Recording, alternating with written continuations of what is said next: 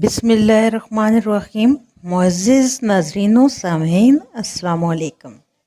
एक और motivational story के साथ आपकी बहन आपकी खिदमत में हाजिर है।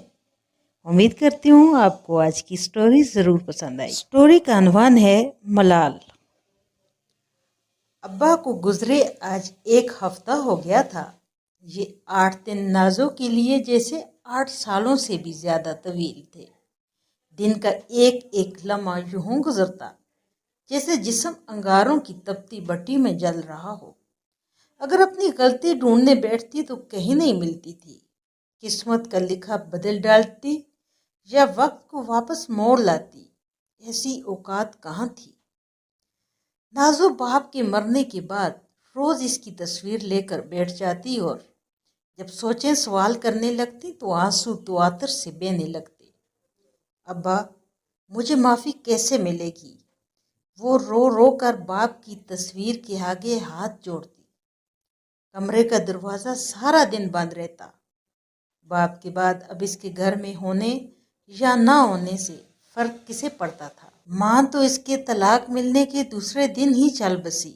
अभी खुल के माँ से दुख कह भी ना पा सकी थी कि इस बुज़दिल औरत ने दरवाजे की दहलीज पार करके अंदर आती बेटी के सर से उतरी चादर और हाथ में पकड़ा आज़ादी का परवाना देखा तो एक सरदा बरी गम सीधा दिल के अंदर उतर गया था और दिल ने बंद होने में लम्हा भर की भी ताखीर न की।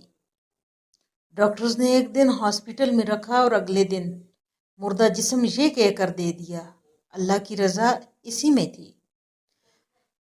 अभी तो इसे माँ के गले लगकर जी भर कर रोना था, अपना दुख आंखों के रास्ते बहा कर निकालना था, मगर माँ ने हर दुख से जान छुड़ा ली। माँ के स्वयं पर उसने एक खामोश गहरी नज़र बाप के अफसरदा चेहरे पर डाली। इसके बाद कभी बाप के चेहरे की तरफ रुख न किया। इसके दिमाग में ये बात घर कर चुकी थी कि मेरी तबाह जिंदगी और मेरी माँ की मौत का जिम्मेदार यही शख्स तो है। कितना वावेला किया था नाजो ने, बाप के पैरों तक में गिर गई थी कि इसे असफर के साथ शादी नहीं करनी। वो एक ऐसे शख्स के साथ अपनी जिंदगी किस तरह गुजार सकती थी जो किसी और को पसंद करता हो, जिसके लिए इसका होना या ना होना कोई मायने नहीं रखता था। माँ को अव्वल जिक्र बुज़दिल औरत कहा भी इसीलिए था कि इसने हर गलत फैसले में शौहर की ताबेदारी की नहीं उठाई कि जो कर रहे हो वो गलत है। न जाने वो किस खौफ में मुब्तला थी, हालांकि ये जानते हुए भी कि अब्बा का ये फैसला गलत है। असफर के साथ शादी का फैसला इसकी ज़िंदगी की तबाही है, मगर अम्मा ने आवाज़ को घर के किसी कोने में दबा दिया। अब अपनी ज़िंदगी को तबाही से बचाना नाजो की आखिरी कोशिश थी। वो डट गई, अब्बा मैं किसी सूरत असफर भाई से शादी नहीं करूँगी। अब्बा ने एक चुभती निगाह नाजो पर डाली और कमरे से उठकर चले गए। दरवाजे के करीब जाकर रुके और मुड़कर बीवी की तरफ देखकर सख्त लहजे में गोया हुए, मैं रशीदा आपा को ज़बान दे चुका हूँ, अपने कहे से नहीं पलटूंगा। इसे कह दो मेरी बहन के सामने मुझे रसवा न करे। फैसला हो चुका है। अपनी बे बात कहकर अब्बा ये जा वो जा मुड़कर भी न देखा। नाजो माँ के पैरों में जा बैठी। अम्मा तुम रोकती क्यों नहीं हो अब्बा को? बहन की कहे का मान है, मगर अकलौती बेटी की कोई परवाह नहीं। सब जानते हैं असफर भाई अपने दफ्तर की लड़की को पसंद करते हैं, इसके साथ घूमते फिरते हैं। वो राजी नहीं है इस शादी के लिए। फूफो ये गलत कर रही हैं। वो असफर भाई को मोहब्बत और अपनी मर्जी से लड़की पसंद करने की सज़ा दे रही हैं और मैं मुफ्त में कुर्बान की जा रही हूँ। और अब्बा अपनी बहन को समझाने के बजाय उनका साथ दे रहे हैं।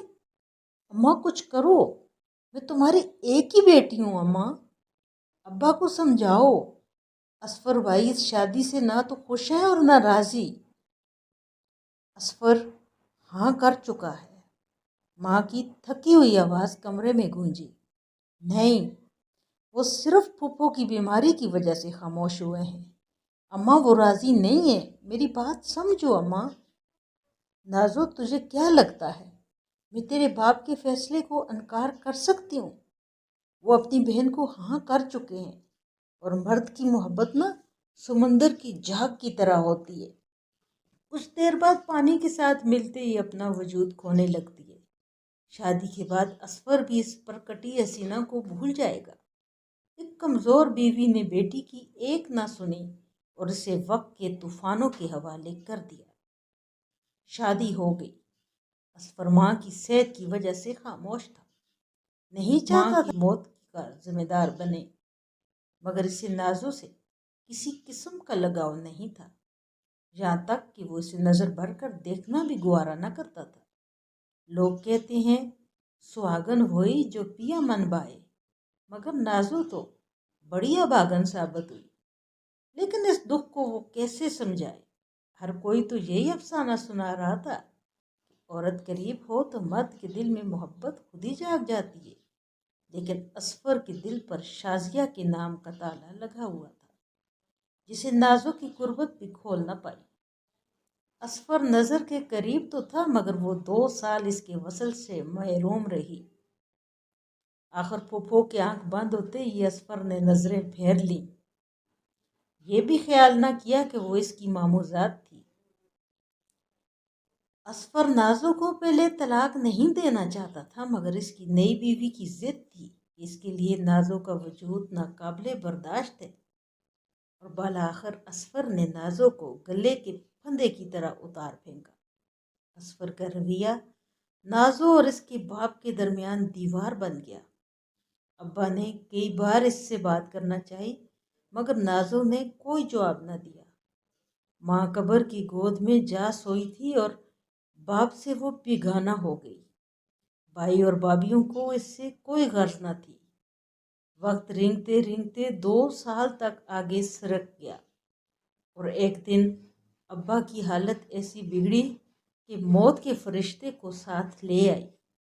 ابا نے نزا کے وقت منت بھری نظروں سے اس کی طرف دیکھتے ہوئے ہاتھ جوڑے۔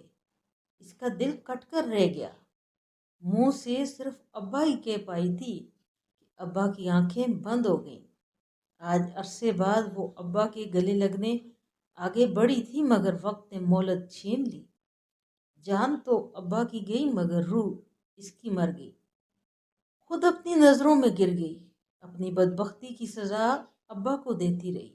باپ تھا وہ اس کا، کاش ابا کی زندگی میں ایک بار ان کی بات سن لیتی، جی بھر کے رو لیتی، ابا سے شکوے کر کے دل ہلکا کر لیتی، مگر اس نے ایسا نہ کیا، اور اب اسے تمام عمر اس ملال کے ساتھ جینا ہے کہ کاش اس کا رویہ ابا کے ساتھ ایسا نہ ہوتا، کاش وہ اچھی بیٹی کا فرض ادا کرتی، کاش ماں کے جانے کے بعد وہ ابا کا دلاسا بنتے، کاش۔ میرے عزیزو، اس کہانی سے آپ نے کیا سیکھا؟ مجھے ضرور بتائیے گا۔ مجھے تو لگتا ہے بیٹیوں کی ماؤں کو بزدل نہیں ہونا چاہیے، اور بیٹیوں کے باپ کو سوچ سمجھ کر فیصلہ کرنا چاہیے، اور اگر ماں باپ سے نادانستگی میں کوئی غلط فیصلہ ہو جائے تو بچوں کو اپنی قسمت پر شاکر ہونا چاہیے، کیونکہ ماں باپ سے زیادہ ان کی بھلائی کوئی نہیں سوچ سکتا۔ ویڈیو اچھی لگے تو لائک شیئر کر دیجیے گا، چینل کو سبسکرائب کر دیا کریں۔ مجھے دیجیے اجازت، نیکسٹ ویڈیو تک اللہ نگہبان۔